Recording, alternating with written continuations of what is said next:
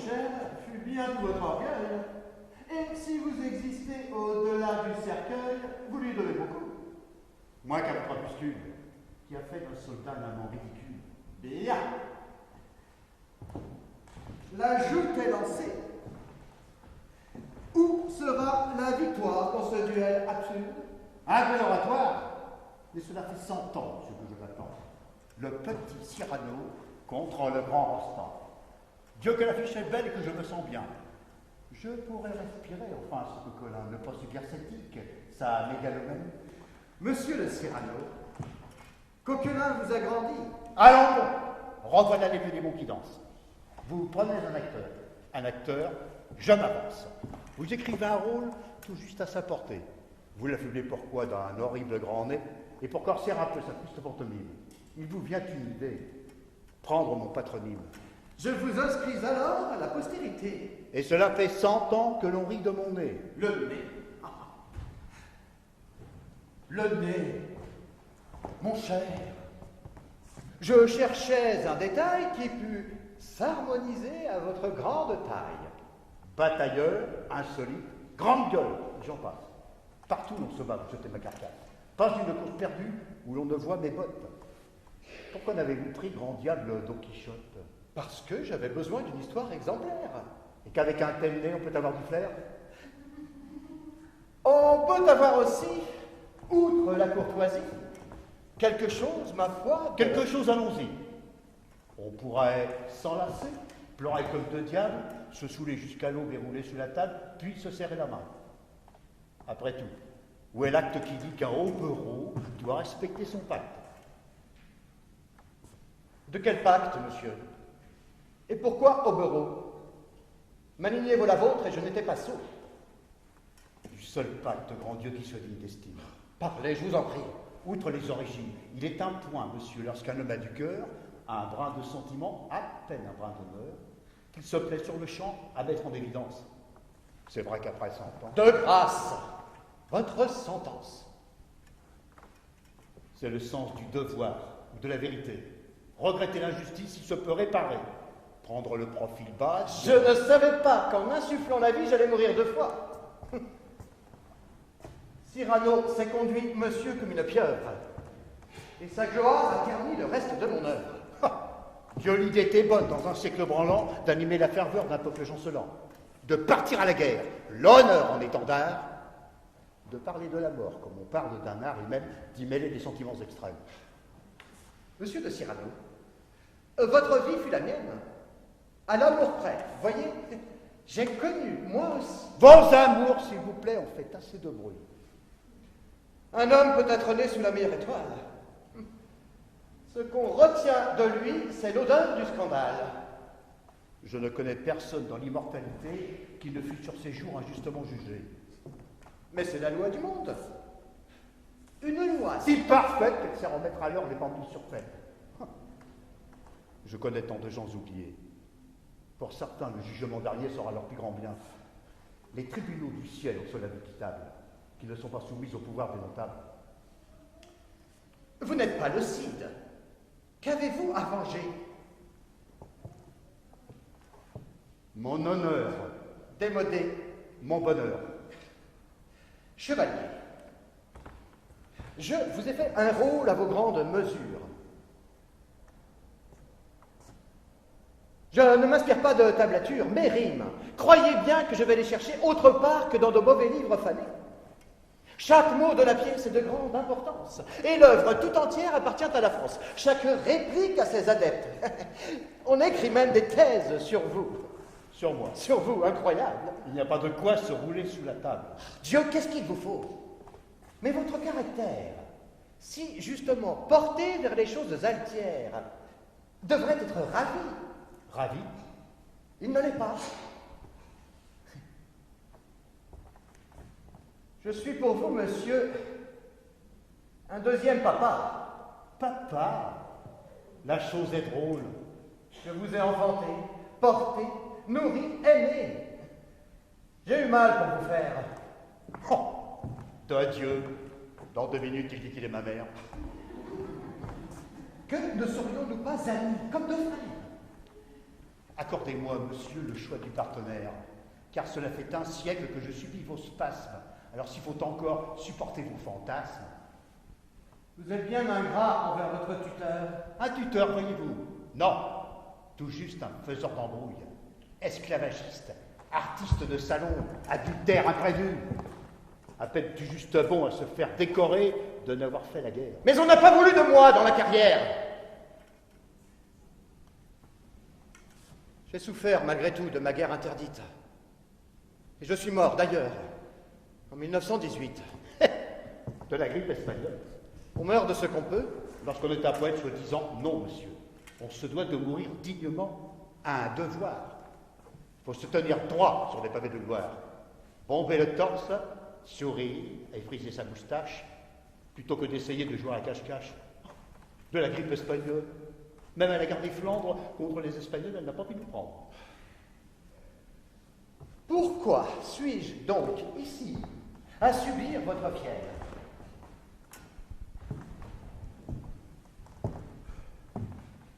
N'êtes-vous pas un jour devenu immortel? L'Académie des hommes est une absurdité.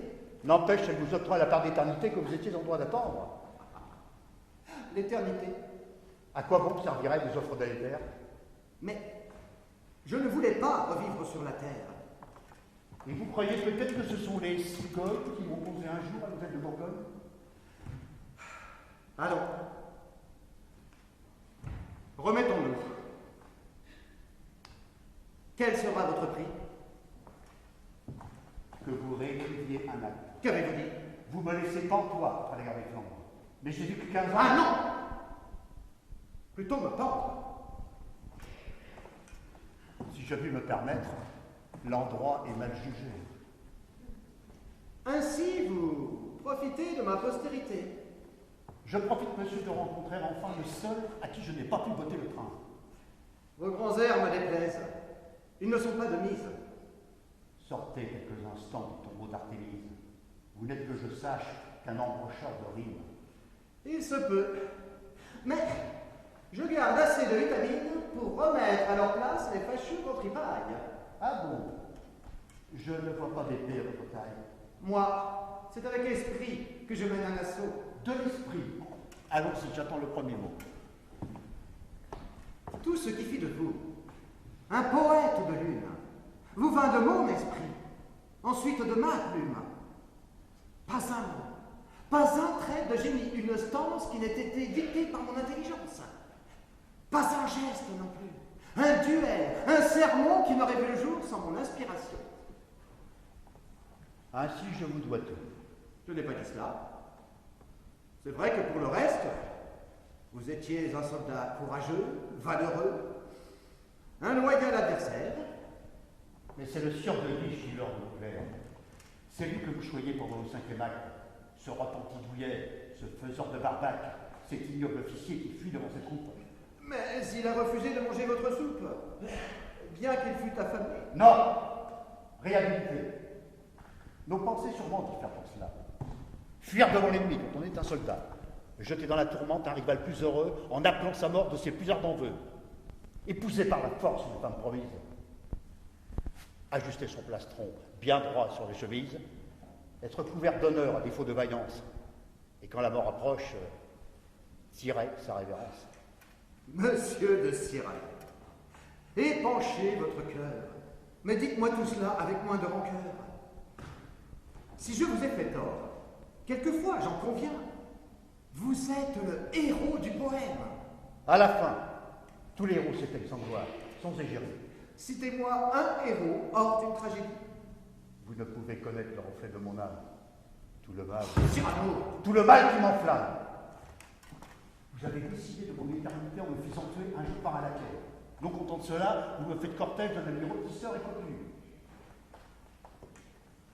Dans ce piège, je redis des mots maintes fois répétés, adossé à un arbre, à demi hébété, cependant que Christian mourra au ciel de gloire. Voilà que je m'en vais trouver de la passoire. vous m'en voulez encore. Vous n'avez pas compris qu'au-delà de la mort, il vous reste la vie. On vous aime à Paris, en Chine, aux Amériques. Pas un pays que n'ait subjugué vos répliques. Pas une Ah non! femme. Je vous en prie, Cette fois, prenez garde, le calice est rempli. Une femme, disais-je. Est-ce ma faute à moi si vous n'avez pas su profiter des appâts? Tout ce que j'ai tendu, de rendez-vous secrets, de mots à moitié dits, de souffles, de regrets. Mais si, au lieu de jouer partout les grandes larmes, vous vous étiez penché, gentiment. Sur Roxane. Christian n'avait rien d'autre qu'un complice en la place. Mais vous l'avez fait beau. La beauté, on s'en lasse. Tandis que de l'esprit, au siècle des précieuses, on l'aime, on le bénit, on l'attend, on le creuse.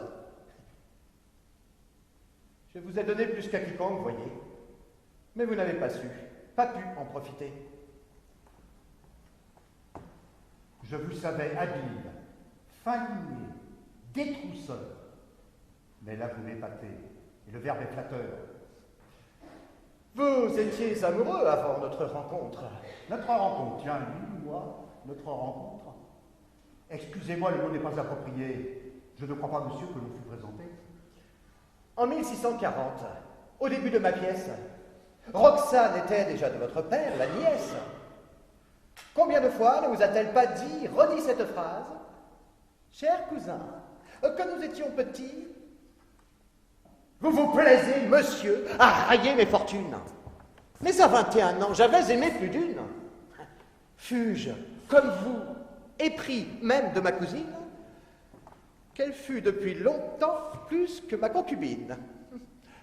S'il fallait de nos mots accabler le destin. Mais nul n'est obligé, monsieur, d'avoir votre intestin. Vous sortez grand vainqueur à l'hôtel de Bourgogne. Vous êtes le héros qu'attendait la Gascogne. Elle vous admire. Elle a pour vous des sentiments. Dans le quart d'heure qui suit, elle est donna Christian. Elle ne l'a jamais vu. Tout juste une passade. Elle attend un bon mot, beaucoup plus qu'une œillade. Je l'ai fait archi-sot. Il ne peut pas lui plaire. Voilà qu'il trouve en vous plus qu'un ami, un frère. Vous embrassez sa cause. Mieux, vous le harcelez. Tu ne sais pas écrire? Je vais te seconder. Tu ne sais pas parler? Je parlerai pour toi. Et puis sous le balcon. Vas-y, embrasse-la. Vous êtes pour le moins, monsieur, bien déroutant. J'ai connu des cocus qui n'en faisaient point tant. Soit passons. Les Gascons ont tous ce caractère, fiers, désintéressés, qui nous vient de nos pères. Était-ce une raison pour m'asséner d'un coup qu'elle avait un cadet? Au premier rendez-vous, ne pouviez-vous alors me laisser une chance? J'étais prêt à lui dire... À lui dire? Prêt à tenter ma chance, à faire fi tout à coup de ma laideur extrême, en un mot. J'étais prêt à lui dire... Je t'aime. Que ne l'avez-vous fait, écartant tout dilemme? Parce que vous m'avez fait envoyer sa duel. N'était-il pas possible à ce moment précis qu'elle fût seule? Qu'on se croise, qu'on se rencontre? Oui. Monsieur Rostand, pourquoi ne pas l'avoir écrit? Parce que j'ai pensé que nous allions trop vite. J'écrivais une pièce, il fallait une suite. Un impossible amour est béni du public. Je fus en quelque sorte un filtre, un alambic, distillant ça et là au besoin de la cause, un peu de poésie. Je fus bien peu de choses. Ne dites pas cela. Vous fûtes admirable. C'est toujours ce qu'on dit pour aider les minables. Vous fûtes admirable en tout. Vous manquâtes de chance. Je vous préfère encore, monsieur, dans l'insolence. Vous n'êtes pas de ceux qui pleurent en dentelle. Le drame ne vous squiez point sans cause exceptionnelle. J'aime à l'entendre dire, tu es dans une embûche, par derrière, par à laquelle un coup de bûche. Je préférais 100 fois mourir place de grève, être ni des badauds, mais continuer mon rêve. Ne pas savoir du tout qu'on aurait pu m'aimer, plutôt que de mourir à demi consolé. Mais vous êtes entré tout droit dans la légende. Qu'ai-je encore à parler, bon sang, et qu'ils se pendent? A-t-on jamais appris à ce grand escogriffe que pour avoir du nez, rien ne sert d'un grand pif? Il m'a fait laid, râleur, et pour servir sa pièce, voilà que je défeigne, sans me battre, sans ivresse. Je ne demandais pas qu'on me fît empereur, car mes lauriers à moi, je les ai dans le cœur. Je puis même puiser au tréfonds de mon âme un peu de compassion. Il écrivait un drame, et j'écris moi aussi. Je connais les douleurs que suscite un poème. Je comprendrai sa peur. Mais monsieur se permet des fantaisies extrêmes. Est-il dit qu'un Gascon ne peut aimer sa reine? Ah, je sais des moments douloureux, des fantasmes. Même après 100 années, il me revient des spasmes. Je cours, je crie, je bute sur des monceaux d'outrage. Monsieur de Cyrano, il faut tourner la page. Mais sa gloire m'est due. Un siècle que j'assume un amour démoli, des regrets posthumes. Je haïssais Christian. J'ai appris le pardon. Il n'était lui aussi qu'un fantôme, un larron. Son amour partagé n'était rien qu'une farce. On a raccommodé des sentiments éparses. Roxane aimait le jet des amours indicibles, dont Christian fut l'appât et Cyrano la cible. Tant de cadets sont morts pendant le siège d'Arras. Christian aura laissé tout au moins une trace. Pareil pour Haguenau, pareil pour le Bret. Ils avaient peu de mots. Ils s'en sont bien tirés. Et ce qui roule en moi, qui m'asphyxie, m'emporte. Monsieur le scélérat, poussez donc cette porte.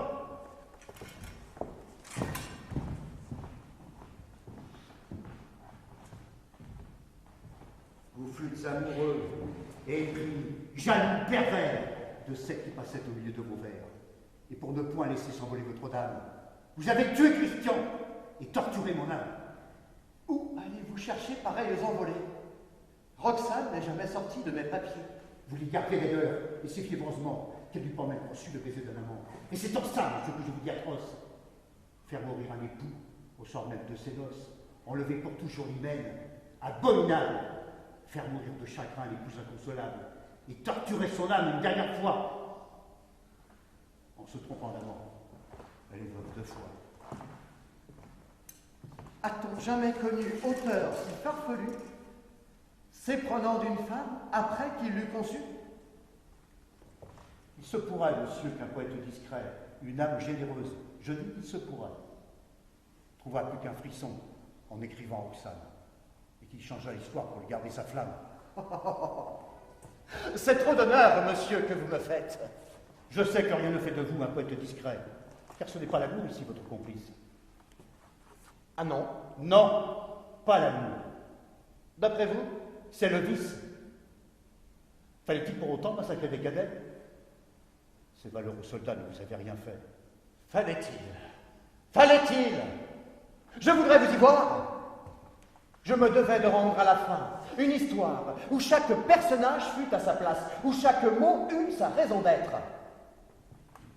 Tout ça pour une plaque sur un mur de Paris.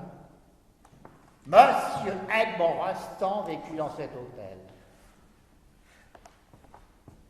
Monsieur Edmond Rostand, passionné de théâtre et de belles répliques, a fait de Cyrano une œuvre magnifique.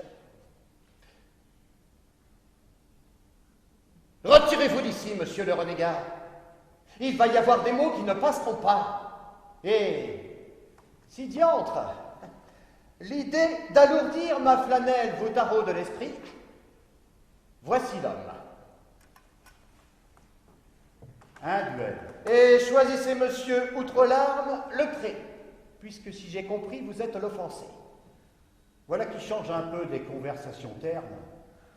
Monsieur le dramaturge, vous êtes une lanterne.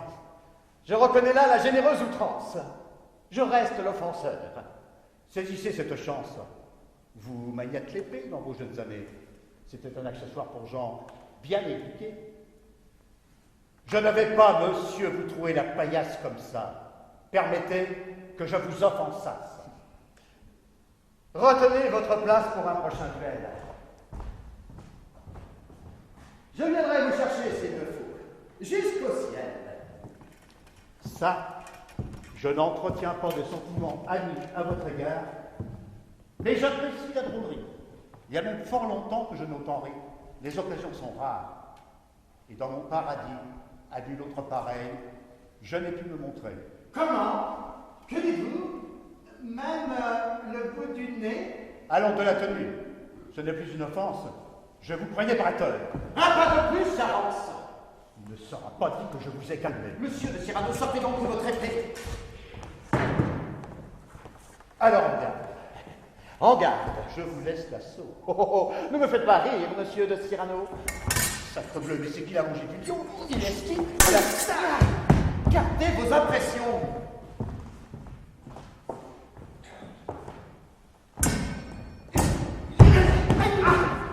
Se bat comme un ours. C'est l'honneur qui chavire.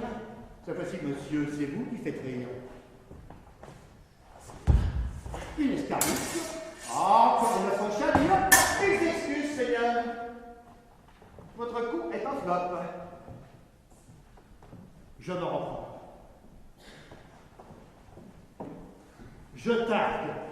J'espérance. Je ne me crois pas vous en avoir demandé tant. Oh! Vous soufflez comme un œuf. Votre lame se rouille. Où diable avez-vous pris des cours de scarabouille? Mais c'est qu'il déplastronne. Il tire comme un dieu. Cette fois, Cyrano, je vais la placer mieux.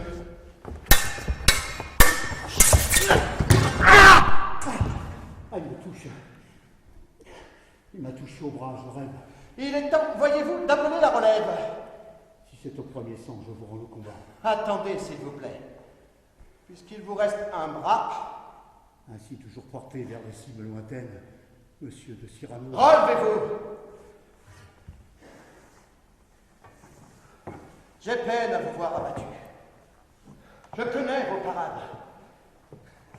Sinon, soyez-en sûrs, j'étais en marmelade. C'est un combat truqué.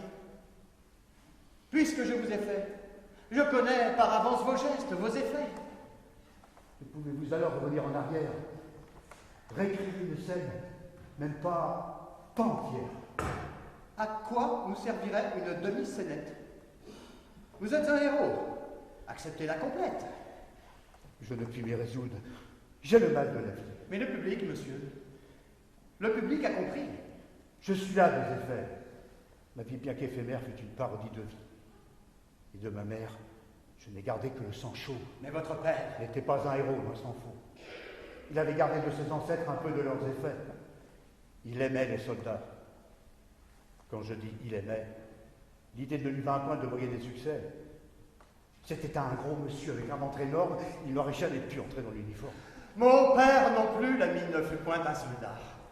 Mais je n'en garde pas d'amertume. Je conçois qu'il puisse être civil et l'honneur de votre croix, mais riche et désœuvré, je ne le conçois pas. La vie est ainsi faite, qu'on a du mal à être quelqu'un dans ses bottines. Alors, pour les ancêtres, Ne croyez pas cela, je pensais comme vous. Mais on doit hériter un peu de leur sang. pourquoi vous contrariez? Vous êtes le contraire d'un pleutre. Et je ne connais pas de mousquetaire si valeureux, si subtil, si fin, si vaillant. Si vaillant. Si vaillant? Moi, si. Qui? D'Artagnan. Sans vouloir offenser une auguste figure, monsieur de D'Artagnan n'avait pas votre allure. L'utile, d'ailleurs, l'utile, c'est inconditionnel, que je n'eus pas manqué de vous l'offrir en duel. Vous auriez pris le chef des mousquetaires du roi pour écrire votre pièce? Mais cela va de soi. Savez-vous que la reine avait quelque chaleur quand elle l'apercevait? La dame de cœur. J'aurais alors écrit une œuvre fantastique. Je vois que votre esprit, monsieur, est éclectique. Ne soyez pas fâchés. Vous avez mes faveurs. Je m'en serais passé. Passez, Passé. menteur. Votre gloire est intacte. On vous aime toujours. Je me passerai bien, monsieur, de cet amour. Le seul auquel, d'ailleurs, j'ai jamais prétendu. Vous me l'avez volé. Non, monsieur, suspendu. Car rien ne vous empêche d'aimer sans être aimé. C'est bien la meilleure. Si j'admets vos principes, chaque homme énamoré serait un pauvre type. Croyez-vous un instant qu'en épousant l'élu, on se mette à l'abri des affres du cocu? Car même, En supposant qu'elle vous reste fidèle. La femme est en esprit, par nature infidèle. Elle dit des mots comme ça pour vous donner le change et vous sautez de joie. J'ai épousé un ange. Alors ne pleurez pas sur des amours passantes. Pas une femme n'est digne de baiser vos bacchantes. C'est facile de parler quand on a vos succès. Oh, détrompez-vous, mon cher, non. Non, ce n'est pas vrai.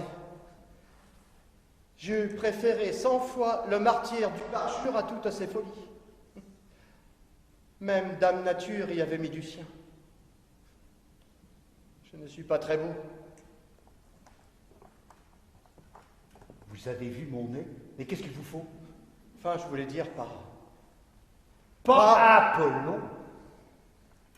Certes, vous avez de gros yeux, un menton. Qu'a-t-il donc, mon menton? Il est trop haut. Comment ça, trop haut? Faudrait-il un escabeau pour qu'un jour une femme y dépose un baiser? Non, il faudrait tout juste une échelle de pompier. Vous êtes un goujat. Pire, me défigurer. Mon menton, de gros yeux.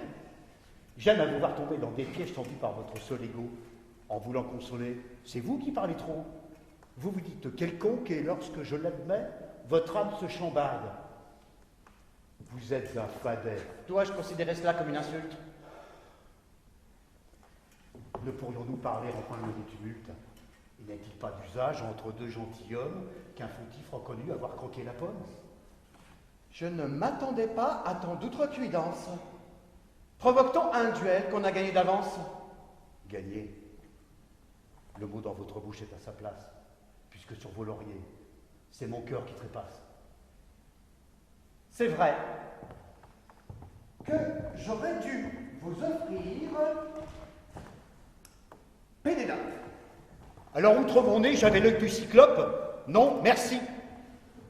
Simplement, j'espérais une femme mais absurde. Avouer son amour, son chagrin, un presque fantôme, un amant aérien, tout cela n'a vraiment aucune raison d'être. Pourquoi tuer dans l'œuf tout ce qui vient de naître?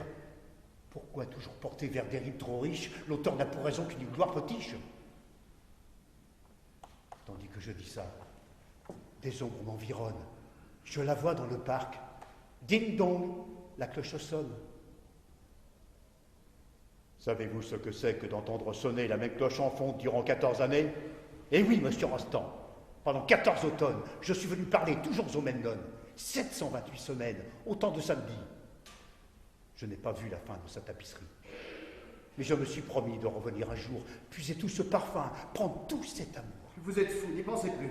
Je ne pense qu'à ça. C'est impossible. Je vous l'ordonne. Je ne l'écrirai pas. Vous l'écrirez! Jamais. Vous l'écrirez! Monsieur de Cyrano, qu'est-ce qui m'oblige à me trahir moi-même, à tromper mon public? Savez-vous, pauvre diable, que vous avez des tics? Des tics. Des tics, et c'est une esthétique. Vous balancez la tête un peu comme un moustique. Vous avez déjà vu des têtes de moustiques? Je les ai étudiées.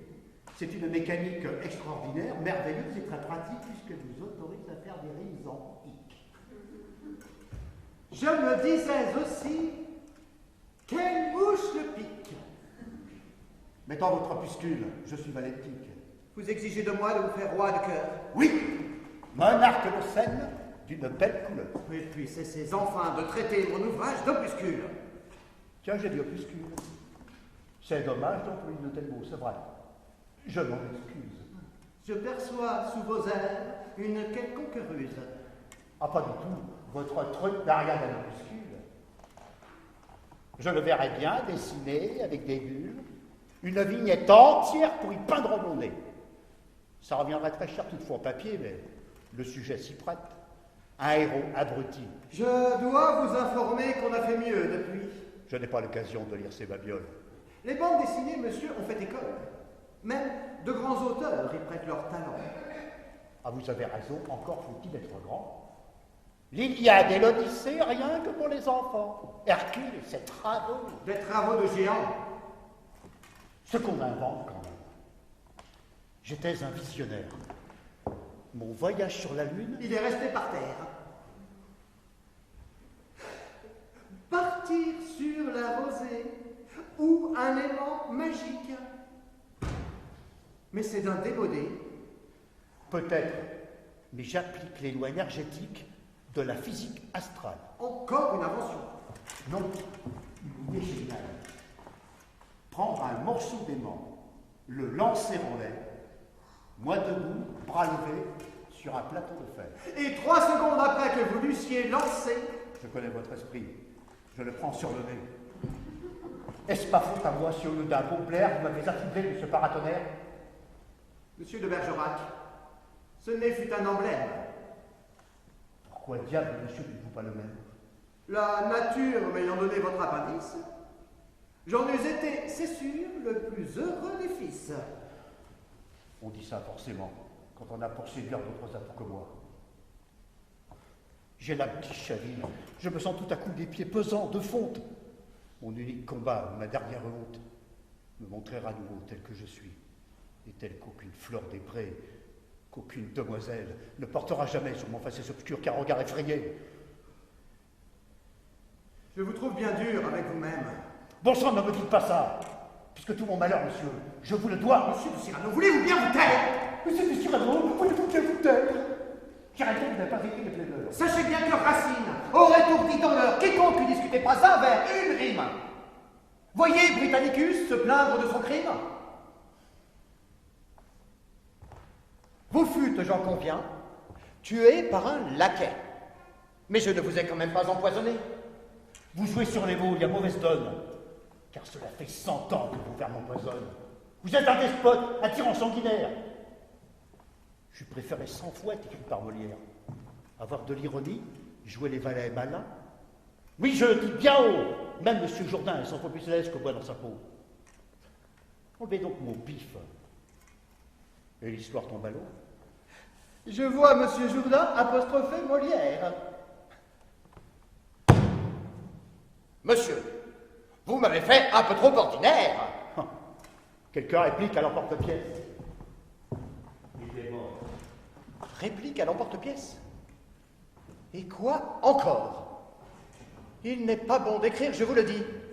Enfin, si tous les personnages voulaient changer leur fin, les auteurs apprendraient vite un autre métier. Vous verriez les théâtres à demi désertés. Remarquez, pour certains, ce sera une aubaine. Il est des écrivains, à part le Baudelaire. Il me touche. Il me nave. Producteur de navets. J'aurais pu lui donner un peu de mes succès. Se plaît à m'en les dire pour me rendre plus beau. Ce type est un toquet. J'en ai fait un héros. On l'aime, on l'idolâtre, on compatit, on pleure. Pour l'écouter parler, on fait la queue des heures. Coquelin, pour ce rôle, est mort d'épuisement. Mais Monsieur Cyrano voulait être un amant comblé, choyé, avoir un destin de Rodrigue, échanger son destin contre une poignée de figues. Entre nous, son amour inouï pour Roxane n'était pas partagé. À la fin, c'est un drame. Je fus bien obligé d'arranger leurs affaires. Eh bien, je le regrette. J'aurais bien dû me taire.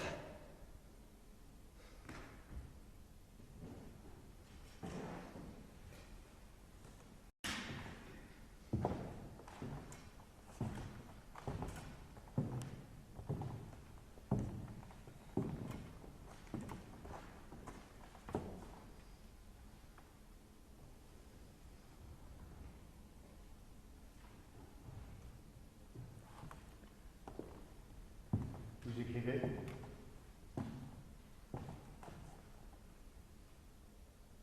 J'écris. Encore un opuscule. Vous pourrez changer tout, y compris les virgules.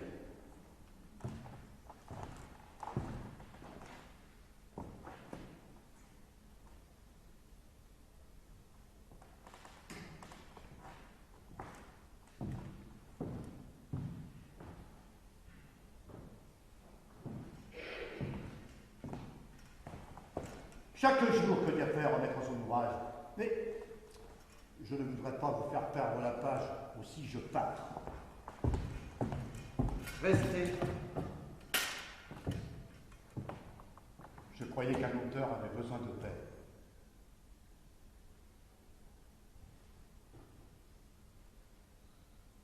Un auteur. Un auteur. Vous me traitiez hier d'embrocardeur de rimes. J'avais bien tort, monsieur. Vous voilà magnanime. Non, me voici vraiment tel que vous m'avez fait. Un second. Cyrano. Un auteur de pamphlets. Un pauvre rimailleur. Un être tout de brume que le moindre blizzard dit mon chambrune. Je vous ai menti. Je ne souffre pas tant. D'ailleurs, chacun me dit votre texte excellent. J'ai moi-même apprécié plusieurs de vos pochades. Même la fin est belle. La voilà, la camarade. Ma gloire vous offense. Certes, elle vous doit beaucoup. Mais faudrait-il que je me traîne à vos genoux? Ne devrions-nous pas, sinon comme deux frères, au moins nous apprécier comme deux bons confrères? Vous fûtes un auteur, un philosophe, Libertin. la mort d'Agrippine, le pédant joué, c'est bien. Deux romans utopiques. Les empires de la lune. Histoire comique des États, oui. À titre posthume. Dans posthume, Il y a postérité. Pourtant, ces œuvres-ci. Enfin, d'en parler aujourd'hui, après 3 siècles d'oubli, c'est drôle. N'écrivez pas vous-même votre tout dernier rôle. On a retenu de moi un détail. Mon nez. Il n'était pas si grand, si long. C'est vrai. J'existais par moi-même. Me voilà ancillaire. Un petit patronyme dans les grands dictionnaires. J'étais un écrivain pour être un cadet. Je ne me battais pas, j'écrivais des pamphlets. Je préférais 100 fois la rime au bruit des armes. Et vous faites de moi faiseur de vacarme, conquérant de l'hiver, grand chevaucheur d'étoiles, ami de Jupiter et du poisson austral, chevalier de Persée, d'Octante, de réticule. La lune en marchepied et Mars en monticule. Et oui, j'étais tout cela, le destin est railleur. Et voilà qu'on m'envoie nulle part ou ailleurs.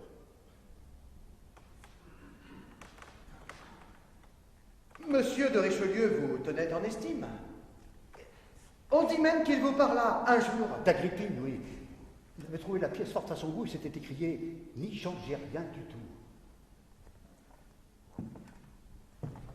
Dans l'acte 2, où diable avez-vous donc péché que l'un de ses neveux voulait me présenter? Nulle part, je croyais Vous croyez que... me faire d'un peu de gloriole? Même Richelieu? Non! Je n'ai jamais mésestimé votre œuvre. Pourquoi alors la passer sous silence? Elle n'était pas l'objet de mon poème. Elle n'était pas.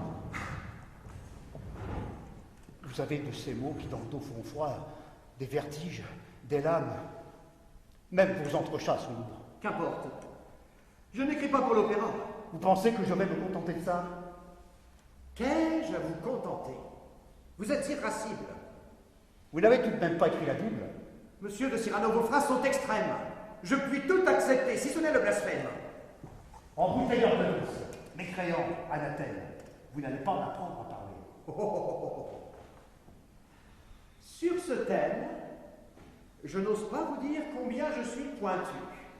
Vous n'êtes pas, je crois, un modèle de vertu. Il se peut. Mais j'ai des convictions. Vous dites, Que j'ai certains principes. vous les oubliez vite. Lorsqu'on a comme vous des torts inexpugnables, vouloir s'en justifier relève de la femme, oh, on croit rêver de leçons de bon savoir-vivre. Comme un analphabète qui vous lirait un livre, ou bien comme un cocu qui viendrait vous apprendre comment garder sa femme fidèle, dévouée, tendre. Il se peut que je sois dérangé du cigare, mais permettez, monsieur, au moins que je me marre. Monsieur de Bergerac, voulez-vous bien vous taire? C'est vrai qu'elle a dit ça. Elle n'était pas sincère. Ah, la voix de Roxane. Savez-vous qu'un mystère? Un mystère, disais-je, en l'acte 2, m'a bien interpellé. Attendez, l'acte 2? Chiragueneau, la rôtisserie des poètes. Chiragueneau. Ah, par Dieu, où avais-je la tête? Roxane se confie. Elle me dit tout de go. Voilà, mon cher cousin, celui que j'aime est beau. Puis elle avoue alors qu'elle ne le connaît pas, du moins pas beaucoup. Et alors? Alors quoi, quelques phrases avant, elle dit j'aime quelqu'un car le passé m'encouragea de son parfum. Oui, j'ai peut-être été très léger sur ces vers. Ah, je ne me crois pas exempt d'erreur. Sincère. Sincère. Alors c'est bien, j'apprécie votre humeur. Peut-être hautain de savoir ses erreurs. Vous voyez, monsieur Rostand, moi-même je l'avoue. Je ne me verrai pas amant. Hein? Quoi? Vous? Mais vous seriez, mon cher, un Roméo splendide. Taisez-vous. Je maintiens. Mais mon grand nez, mes rides. C'est vrai que ce nez est plus grand que de coutume. Mais entre nous, il suffirait d'un trait de plume. Ah! Et voilà l'outrage réparé. Réparé. Le blason de Gascogne vient de prendre un ourlet. Diable morbleu, je sens mon être qui chavire. J'ai besoin d'air. De l'air. Il faut que je respire. Rendez-moi mon nez. Non. De grâce. Non. Aïe. J'étouffe. Ces cris, vous allez tous me les sortir en touffe? On va rire de moi. Qu'en savez-vous? Mais c'est sûr. Ah, monsieur Cyrano a changé de figure. Ben, vous serez beau. Absurde. Même très beau. Je dois enlever ce manteau. Non, ne faites pas cela. Vous voilà bien paré pour les fêtes nocturnes. Enlevez-moi ces bottes. Quoi? Changer de couture? Enlevez-les, j'ai dit. Ou d'une pichonnette, je fais de Cyrano un ténor d'opérette. J'ai mal partout. Partout de devoir me soumettre.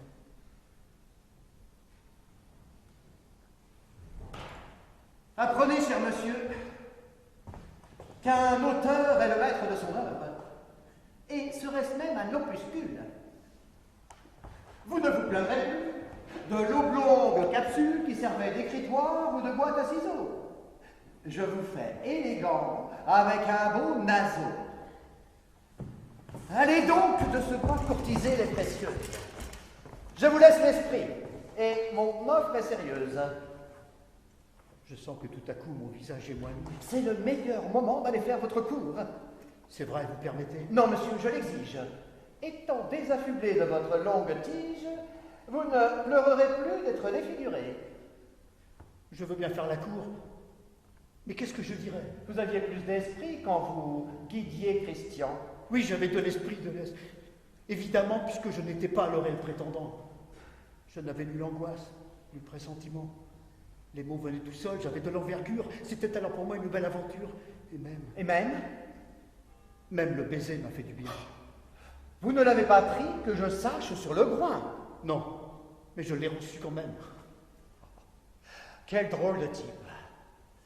On pourrait s'en servir, ma foi, de prototype. Parlez-moi de l'amour, dites-moi des sornettes, ou bien de jolis mots. Mon oreille vous guette. Eh bien voilà.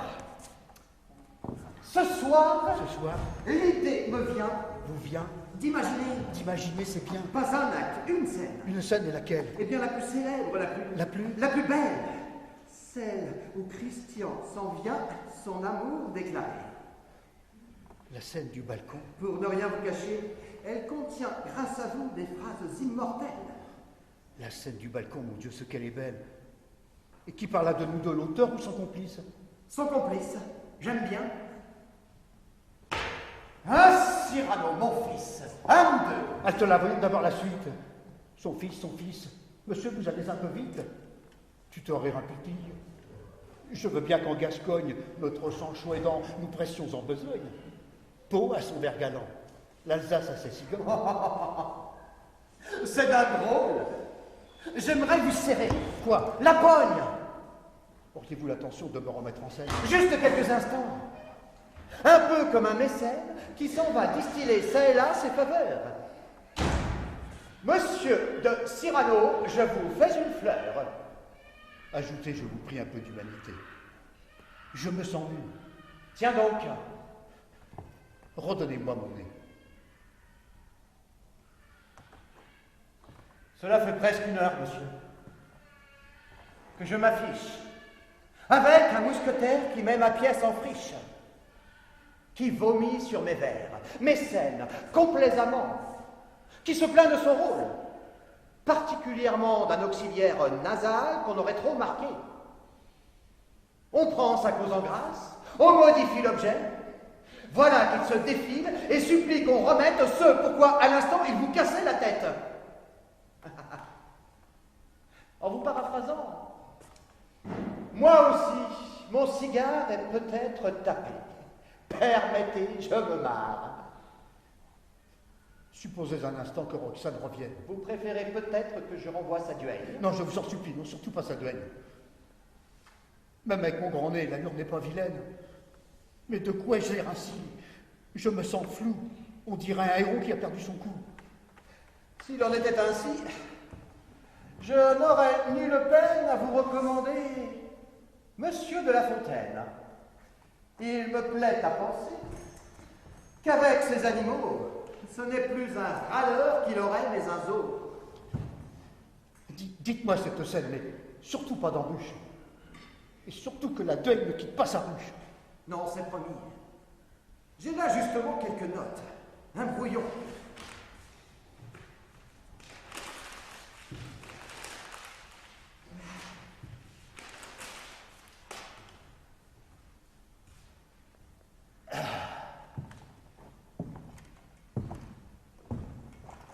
C'est très bien, rendez-moi donc mes bottes.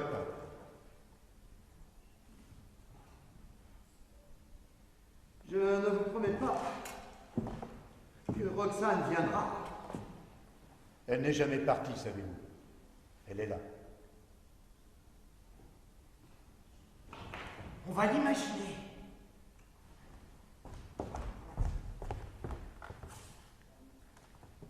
Elle est à sa fenêtre. Ah, je meurs d'impatience, continuez donc, maître. Elle est à sa fenêtre, disais-je, et des rhododendrons descendent çà et là des croisées du balcon. Un air frais, Et l'air du soir. un vent de crépuscule caresse ses cheveux. Déjà, la me brûle. Elle se tient à demi-tapis dans l'ombre diurne. On ne voit qu'un reflet des rayons de Saturne. Le cou, baigné d'iris aux senteurs de septembre, délicatement ceint de quelques perles d'ambre. Les mains, précieusement posées sur un foulard, et l'amour en éveil. Mon Dieu, c'est tout un art. Elle perçoit le frisson d'un bruit sous les ramures et penche alors la tête. J'aperçois sa figure. Elle attend.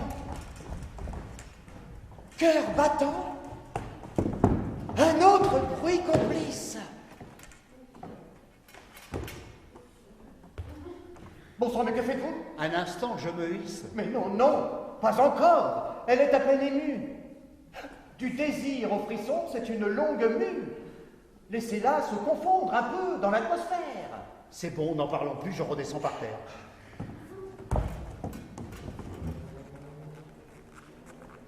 Et puis un autre bruit la surprend. Elle attend. Est-ce un oiseau de nuit? Un serpent?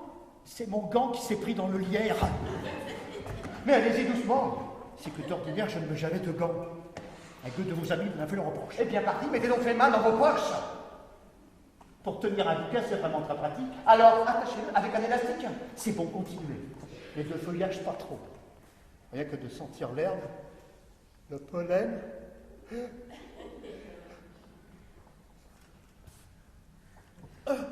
Cyrano,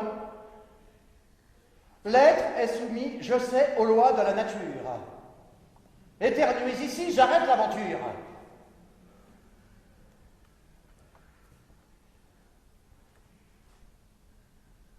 Elle attend. Elle attend. Elle s'inquiète. Elle frissonne sous les rameaux jaunis. Nous sommes en automne. Septembre, et que je sache encore la saison. Continuez, continuez, j'ai bien compris, c'est bon. Voilà qu'un bruissement d'ailes se fait entendre. Ce sont des hirondelles très tardives en septembre. Monsieur, j'ai l'impression que vous reculez l'heure où le beau tête-à-tête devient un cœur à cœur. Nullement. Je suis prêt. Alors laissez-vous prendre.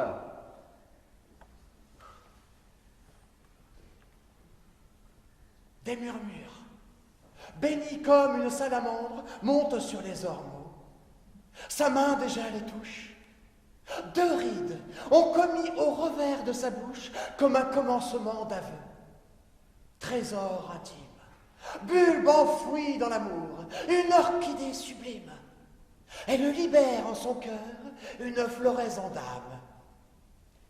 Elle s'avance, elle se dresse, elle frissonne, elle se pâme. C'est alors que ces mots espérés lui parviennent. Roxane, On m'appelle? Roxane, je vous aime. Diantre, qui se permet de troubler mon ouvrage? Je filais une laine pendant que les nuages gagnaient l'orbe céleste, et voilà qu'un personnage, que dis-je un personnage, peut-être un tueur à gages se faufile, indécent, jusqu'à mon propre lieu, m'apostrophant ainsi qu'on apostrophe un gueux.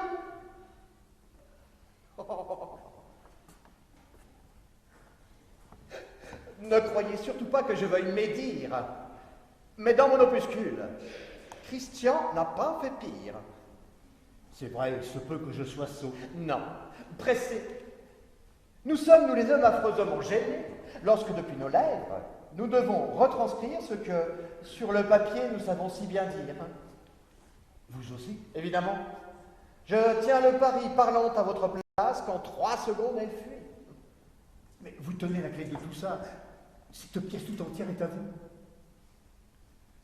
Non, monsieur. Cette pièce fut écrite et jouée dans sa version première telle que je l'ai conçue. Je n'y puis plus rien faire, sinon me désoler qu'elle vous fît ce chagrin. Vous savez, Cyrano, j'étais pourtant certain qu'on se retrouverait un jour si, d'aventure, Dieu permettait à l'homme de croiser sa doublure. J'avais toujours gardé un sentiment sincère, autant pour l'amoureux que pour le mousquetaire. J'admirais le bretteur et je respectais l'homme. Cyrano, Savinien, est-ce que tu me pardonnes? J'ai toujours espéré cette conversation. Et pourtant, de vous voir, je sens une émotion qui m'étreint, me taraude. C'est comme un voile obscur qui verrait tout à coup se poser sur l'azur. Et je trouve supplier en sentant les oracles qu'un Dieu compatissant entr'ouvrit le cénacle des morts. Car nous sommes morts, vous et moi. Je crois... Cyrano, mon ami, Je disais donc, je crois qu'à vouloir trop comprendre, on finit par éteindre ce qui brûlait en nous de désespoir. Sans craindre de se brûler encore aux îles incertaines, on cherche du hasard l'indicible rengaine qui nous ramène à nos souffrances. Monsieur, j'ai dit, laissant parler mon cœur plutôt que mon esprit, des choses inutiles, je le sais, des mots vains. Je me croyais porteur d'un ignoble destin. Pourtant, je m'aperçois que chaque homme en lui-même supporte à l'infini, l'infiniment suprême, oui. Chaque être est un Dieu. Vous l'êtes, je le suis. Chaque homme est un démon. Elle, lui, moi, vous aussi. Chaque vie, cependant, est un destin unique. Vous sous votre jabot, moi sous ma tunique, vibrons aux mêmes voix, aux échos insipides, qui rendent chaque fois nos cœurs un peu plus vides. Alors l'amour, le grand amour dans tout ça. monsieur de Cyrano, l'amour n'existe pas? La séduction, pourtant, il est un art de plaire. Nul besoin d'être beau. J'avais ce caractère. Vous le pleurez encore? Non, Alors que dire? plus rien, non plus un mot, plus rien. Ce serait pire. Le nez de Cyrano reste une pyramide, un odéon planté sur une terre aride, presque un objet de culte. Chaque génération viendra toucher ce nez comme on touche un pompon de marine. Et c'est bien. Mais sachez tout de même, pour la petite histoire, malgré ce phénomène, je n'étais pas venu faire un soin esthétique. Certes, j'avais un grand nez. Que voulez-vous? J'explique. Vous aviez manœuvré mon milieu de visage à votre guise. Et bien qu'y faire. C'était dommage, mais je me pris ainsi. Non, ce que j'ai sur le cœur ne se résume pas à ma seule laideur. Car j'avais des atouts, moi aussi, pour séduire. J'étais inélégant, mais sachant me conduire. Je n'étais pas pourvu de charmes érotiques, mais je me moquais bien des regards ironiques. Un regard m'obséda. Il n'était pas hostile. Et dans mon agonie, je l'ai perçu fragile, fragile et tendre, soumis et bon. Un tel regard ne s'oublie pas. Tenez, c'est un peu comme un phare, une lumière au loin qu'on perçoit dans sa nuit. Les poètes ont cet art de transformer la vie joliment. Fragile, aimant, contrit, passionné. Et c'était un regard qui oubliait mon nez. Il portait une source dans des larmes trop brèves, toute une immensité de bonheur comme un rêve. Il me criait « Je t'aime ». Mais il était trop tard. Déjà mon cœur partait vers des lointains blafards. Je l'ai dit une... Non, pas encore, pas si tôt. Monsieur de Bergerac, Savinien, Cyrano. Rien, rien sinon. Sinon, Des mots sans importance. c'est à moi d'en juger. Rompez donc ce silence. Non, mon esprit partait vers des horizons roses. Il en existe, je le crois, oui, quelque chose qui fait passer tout le poids de la souffrance. Peut-être. Non. Un leurre enfoui dans une crique, sinon. Sinon le cœur. Oh, magnifique objet donné par Dieu, souvent cruel, mais si fort qu'il puiserait de l'eau sur les larmes d'amour.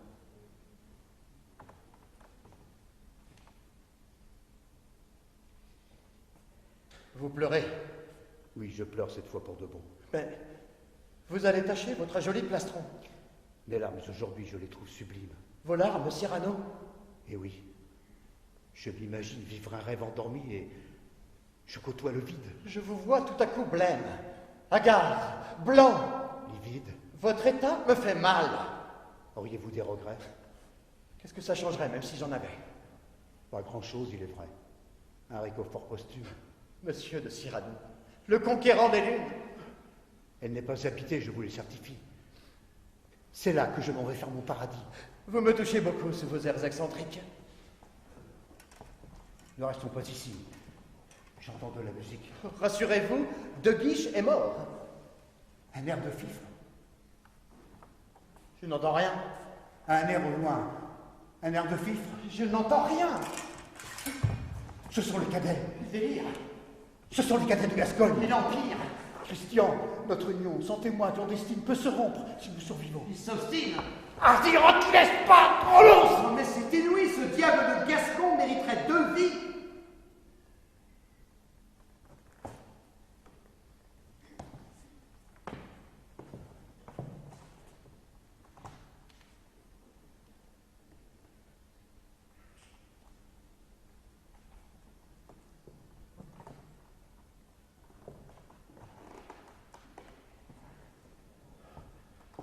Roxane, pour de bon, cette fois, je m'envole. Et je voudrais que vous pensiez, tel un tournesol qui sans cesse tourne la tête vers l'astre doré. Oui, oui, disais-je. Je voudrais que vous pensiez, surtout quelquefois, vers cet être lunaire. Ce mirliton de glaise, ami épistolaire, ce héros démodé, ce souffleur d'amertume, que chaque mot perdu, chaque regret résume. Mais je ne suis pas le soleil. Votre regard, s'il perce un peu le bleu du ciel, même par hasard. Cyrano, mon ami. Roxane, même par hasard, cherche à tâtons le velours d'ange qui fait d'un cœur le plus merveilleux des astres. Et la grandeur est là, folle et perdue dans ce duel complexe de 2 âmes meurtries, opposées par le sexe, unies par le remords de ne s'être pas vues, ou, plus atroce encore, ne s'être reconnues. Y a-t-il un infini pour les retardataires, comme pour les grands damnés? Il existe un enfer. C'est peut-être le même lieu, le même asile. Car voyez-vous, tous les chemins sont difficiles, que l'on soit bon, mauvais, lâche, érudit, sans grâce. Cyrano. C'est toujours la même faux qui passe. Et la mort a cela de beau, de grand, de fier, qu'elle arrive toujours à cacher la lumière. Tout ce que les yeux ne veulent plus voir, elle l'emporte. Elle sait de vos misères si bien fermer la porte. Elle connaît vos espoirs, vos atouts, vos créances. La mort, Roxane. Et la dernière chance, des mécréants, des sans gloire, des sans fortune. Où diable allez-vous chercher tout ça? Dans la lune.